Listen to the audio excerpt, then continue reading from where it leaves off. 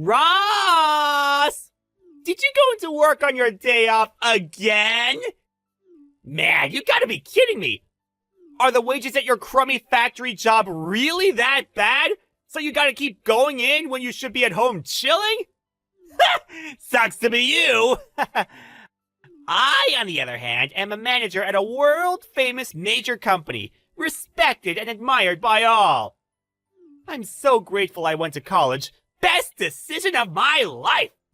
It's a weird feeling to be so far ahead of my big brother in life, but I guess you get out what you put in, huh?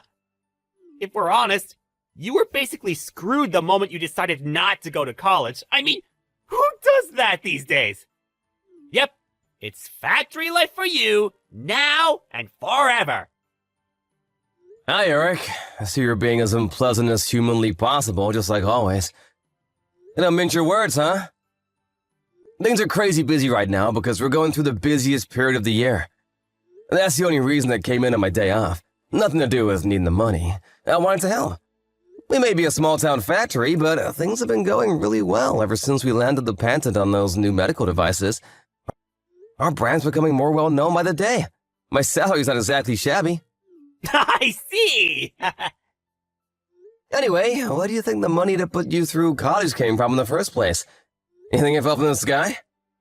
I thought it came from the insurance money from when Mom and Dad died in the car accident. How many times are you gonna ask me the same crap? Until you understand it, which sadly seems like it could take a while. How many times do I have to tell you the payout from the crash wasn't that big? I tried showing you the insurance documents so it'd finally go into that thick skull of yours. But you didn't even seem interested in looking. This is why you're poor, big bro. 'Cause you waste all your time doing useless stuff. Looking at a bunch of old documents isn't gonna make me rich. And it's not gonna magically turn you into a college grad. That's not the point. You're right. This boring crap ain't why I messaged you in the first place. Huh? Did you actually want to talk about something? Alright, so listen to this. You ready to be surprised? Me and Sandra, we're getting married! Wait, what? That's Sandra? You mean the Sandra from our class at school? The one who people used to say was unobtainable? And out of everyone's league? Yep, that's her. So you know her then? Even though you're 10 years younger than me. That's weird. One of my classmates in middle school is related to her. I don't know her myself, though. I see. Well, if you know her, this should go a lot quicker than I expected. Did you know that her family are the biggest landowners in town? And how it's basically said that they run the place? I had heard rumors. You know how things get around. I heard that her dad's the head of the family right now. But his health isn't what it used to be, so either Sandra, or whoever Sandra marries, is set to inherit the position and take over as Don. Is that right? Bingo! I managed to bag myself the daughter of the most powerful family in town! That's why I'm cutting you out of my life! Excuse me? I'm confused. How are we getting from A to B here? What? Think about it! Can you imagine how embarrassing it's gonna be for me to explain to my rich new family that my big brother doesn't even have a college degree? Embarrassing? Living in poverty and destitution with you was also a big factor in my decision. I've been desperate to get away from all this, and away from you, for a long time now. That's why, as soon as I landed my job, I moved out and got my own place, alone. I just had to get some distance between us before I cracked up. Living in poverty and destitution? Come on, Eric, that's not fair. Look, I know the period just after Mom and Dad died was rough, but things got better after that. I did my best to give you everything you needed. Nope! You're missing the point. I'm talking about way before that. Your life was an epic dud at the point you decided not to go to college. That's where me and you, we parted ways, even if we were still together physically. You know, the people you associate with in life are important. Right, bro? We influence each other. And I can't risk being influenced by a loser like you a second longer. My marriage to Sandra will be the beginning of my glamorous new life of celebrity and luxury. I'll be loved, admired, and adored by all. Signing autographs will be a daily occurrence. I can't wait. You're nothing but an eyesore getting in the way of my bright, promising future. Your very existence is jeopardizing my shot at true happiness. I see. I did kind of get the feeling you were looking down on me for a while now, but I had no idea you hated me this much. Back when Mom and Dad died when you were 5, I did everything I possibly could to make sure you had everything you wanted. I wanted my little brother to be happy. I never asked for a foster dad. Especially not one without a college degree. This could have all been avoided if you just accepted Uncle Jim and his wife's offer to take me in. But you had to be stubborn and turn them down so you could play the hero, didn't you? This is all your fault! Huh? Uncle Jim? Are you still in contact with Uncle Jim? Why wouldn't I be? He's the only relative I have left. You make a big song and dance of being the one who got me through school and into college, but in reality, it was thanks to Dad's insurance money, wasn't it? And who told me all about that money? Uncle Jim. Huh? Is that why you believed everything he said and wouldn't even hear out what I had to say? I told you to stop speaking to him, Eric. All he's ever done is fill your head with convenient lies so he could manipulate you in his own ends when you grew up. How could you see what he's doing? That's why I refused his offer of taking you in. It was never about caring about you or wanting what was best for you. He's a greedy man whose only goal in life is lining his own pockets. You can say whatever you want. Pretty convenient how he's not here to defend himself, isn't it? It ain't gonna work with me, so you may as well stop wasting your breath. I see. There was one more thing I wanted to discuss with you about where we go from here. But if you won't listen to a word I've got to say, it's probably a waste of time. Thank God you understand. It's not just me who thinks so. Uncle Jim said that I'd be better off if I ignored 99.999% of what you said to me. 'Cause apparently you're a pathological liar! Now I'm set to marry into major wealth. I have literally zero need for you. So I figure I can finally cut you out of my life for good, like I've been wanting to do for a heckin' long time. Fine, I get it. Goodbye. Disappear from my life forever, you poverty-stricken loser!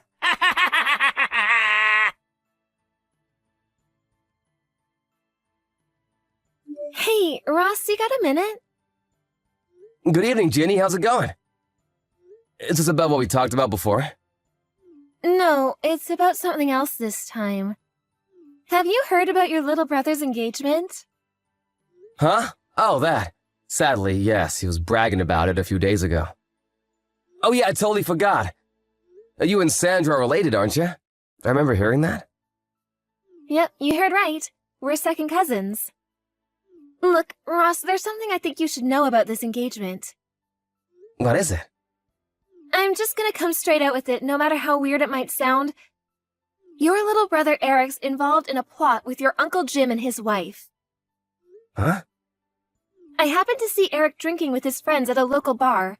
I think he's a regular there. I've seen him a few times before, too, if I'm not mistaken. Anyways, it seemed like he was celebrating something, and he got blind drunk. I don't make a habit of eavesdropping on people, but he was so loud I couldn't help it. He said some things. I want to tell you everything, but I'd rather do it in person. Can we schedule a meet sometime? You're free tomorrow afternoon? Yeah, it's my day off tomorrow. I'll leave the time and place to you. Alright, thanks, Ross. I'll message you tonight with the details as soon as I've decided on somewhere. Got it. Thanks for taking the time to meet today, Ross. Not at all. I should be the one thanking you. I'm so sorry for the trouble my brother and uncle have caused you. You haven't done anything wrong, Ross. You don't need to apologize to me. But as for the matter at hand, it seems like the Three Stooges are preparing to put their little plan into action soon. Right. I'm gonna stick to my guns and keep my distance from them, just like I declared back then. There's nothing to gain from associating with people like that. Good idea. And I couldn't agree more. They're toxic through and through. I think it's for the best. That means we're gonna be speeding up that thing we discussed earlier, okay? Okay, got it. I'll make my preparations for moving ASAP. Ross! You know something about this, don't you? Answer me! What do you want, Eric? I'm pretty sure I remember you cutting me out of your life. Why are you messaging me? I don't give a crap about that! Don't dodge the question, you chump! My fiancé dumped me because of you! Huh? You mean marriage with Sandra's off the table now? That's what I said, isn't it? Ah! I know you know something about this! Come out with it now! What did you do?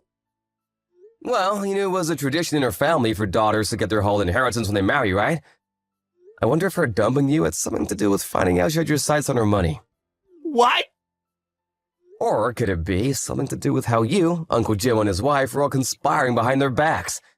To use her money to prop up Uncle Jim's failing company? He's been in the red for years now. Everyone knows he's been desperate for someone to bail him out for ages. You realized from an early stage that if you could just worm your way into Sandra's family line of succession like the honorless slug you are, you'd have a shot at that money, right? Wait, how did you? They all seem pretty likely candidates as to why you're all alone. What do you think? What do I think? I think you're gonna pay for this, you big idiot! Ah! Anyway, Sandra was gonna be my wife! What the hell does what I was gonna do with her money have to do with anyone else? Nothing! It would have been my property the moment we tied the knot! And there we have it, your true intentions. Huh? Or your true nature, I should say. I can't help but feel some responsibility for what a reprehensible scumbag you turned into. Given I played a pretty major role in bringing you up since you were 5. Where did I go wrong? Get off your high horse! I don't remember you being my dad! You're just some poverty-stricken loser who never gave me any money! You have no idea, huh? You still think your college expenses came from some magical never-ending insurance fund, don't you? Well, I've got news for you, boyo. What? It's the truth, isn't it? That's how I went to college! You'd have known this if you had any interest in your family. But even while Mom and Dad were still alive, our family never had much money. Huh? I'm pretty sure I mentioned this before, but Mom and Dad were employees at Uncle Jim's company. They'd been there close to a decade at the time of the accident. But Uncle Jim, being the stand-up guy he is, used Dad's quiet, conflict-averse personality as an excuse to drop his salary as low as he possibly could, knowing he'd never dare question it. The name on Dad's insurance policy wasn't mine or yours, but Uncle Jim's. What little savings Mom and Dad did have were blown on a huge, unnecessarily extravagant funeral by Uncle Jim. So he could point and say, "Look what I did," while bragging to everyone about what a great send-off had given them. That flashy funeral wasn't just paid for by Mom and Dad's savings either. He also borrowed from some of his friends and refused to pay them back afterwards, leaving them penniless. What the hell? Uncle Jim did all that stuff? If I was older and knew more about the world back then, I would have done whatever I could to stop him. But I was a middle school kid who just lost his parents in a horrific accident. I could barely even process what was going on, so I was in no position to do anything about him. He took everything. Insurance money, Mom and Dad's savings, and even stole from his friends. Uncle Jim did that? That's not even the last of it. After that, I caught wind of his plan to take custody of me and you, so he could exploit us as free labor at his company one day, when we were old enough to start working. Knowing what he was like, I was sure that was his aim. And I was willing to stop at nothing to prevent him getting his way. He'd taken everything by this point. There was no way I was going to let him turn us into slaves. But then you grew up, went out into the world. Developed ideas and desires of your own, and, well, you did what you did. I was never going to be able to control you forever, and that's where we are now. How could this be? No. This can't be happening. This isn't the first time you've done something like this. The signs have always been there. Ah! Should have known back then when you looked down on me and wouldn't listen to a word I said, even back then. And you know what? There was a part of me that had my suspicions. But I didn't accept my own little brother thought so little of me. I mean, who would? Wish I'd noticed sooner. But I deluded myself with a comforting lie. Ross! But you're an adult now. It's time for you to decide on your own what kind of life you want to live. For you to make your own mistakes, and to suffer the consequences of them too. What? On my own? I won't be there to get you out of trouble anymore, Eric. Ross! No! Please! Ross! I got fired! Or rather, they're letting me jump on my own before they push me! I just found out that my company and Sandra's dad's company are just about to enter business negotiations to become long-term trading partners! My boss said it would be bad for the company to have someone like me around at such an important time! He basically said if I didn't resign, they'd fire me! I had no choice! I thought you'd come and help me, so I gave all the higher-ups a good verbal dressing down! I really gave him one form, then slammed my resignation papers down on the desk! But, Ross, where did you go? When I asked Mavis, the next-door neighbor, she said she saw you packing your things into a moving van over a week ago! She said you also resigned from the factory in town a few months ago! Like, what the hell? Is it true? You never told me that! Ross, please, I'm begging you! Where did you go? Please respond! Help me! My situation is desperate! I'll do anything! Ross! After everything that had happened, I decided it would be best for me and my little brother Eric to live apart and lead separate lives. By the way, while all of this had been going on, Ginny invited me to work at the company she and her friends from college had launched together. And with that, I switched jobs and became the head of their Seattle branch, where I played a major supporting role for Ginny. I'm super grateful for her. And honestly, she couldn't have invited me at a better time. I get reports on my brother from my old friends who still live in town from time to time. Apparently, things aren't going so well for him anymore. Last I heard, he was left with no choice but to move in with his Uncle Jim, whose true nature he was now fully aware of, and his wife in their cramped one-bedroom apartment. But Uncle Jim, being Uncle Jim, he was up to his ears in debt after his company finally went bankrupt of years of teetering on the edge. As anyone could have predicted, my little brother Eric was forced to clean up the mess by taking on the debt repayments. How does he come up with the money, you ask? By working 4 jobs, wow! Not only that, but he also owes Sandra a hefty sum in compensation for the attempted inheritance fraud they tried to pull. So he's engaged in the struggle of his life with no light at the end of the tunnel. Do I feel sorry for him? Not one bit. Actions have consequences. It's time for him to face them like a man. This is the life he chose. As for me, my efforts to forge out a new life for myself are well underway. And I plan to apply forethought and moderation in all things. I'll never be an Eric, and you shouldn't either.